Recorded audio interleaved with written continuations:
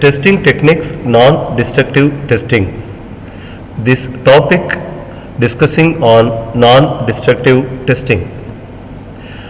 A number of non-destructive, partially destructive and other destructive techniques for assessment of concrete structures and to predict the cause of deterioration of the concrete in the existing structures are available. Interest in the field of non-destructive testing (NDT) of the structure is increasing worldwide. These NDT techniques can be broadly classified into the four groups. The important are Schmidt hammer test, ultrasonic pulse velocity, pull out and pull off test, break off, core test, Windsor probe and pulse echo technique. Here durability test, corrosion test, absorption and permeability test, test for alkali aggregate reaction, abrasion resistant test, rebar locator test, which are available under the durability test.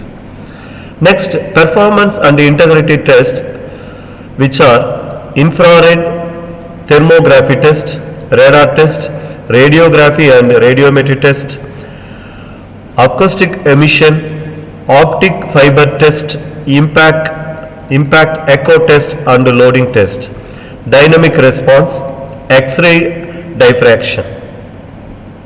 Next one, chemical test, carbonation test, sulfate determination test, chloride determination test, and thermogravimetric analysis test, differential thermal analysis, and finally dilatometric test.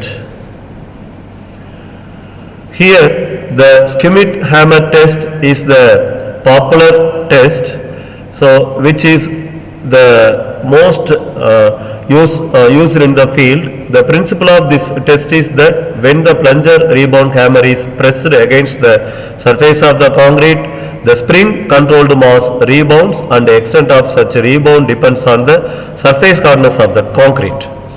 Next, the ultrasonic pulse velocity test, which is mostly used in the civil engineering experts, which is given in the diagram. Mainly that concrete specimen is tested with this instrument. Next, the carbonation test.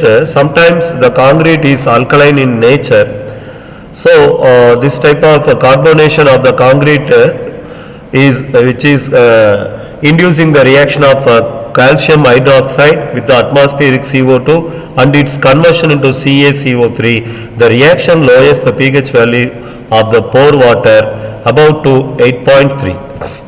And the core test is the best method to assess the strength of concrete in reinforced concrete construction, which is clearly shown in the diagram. Next one is the rebar locator test. This test is performed using the cover meter, which is based on the electromagnetic theory.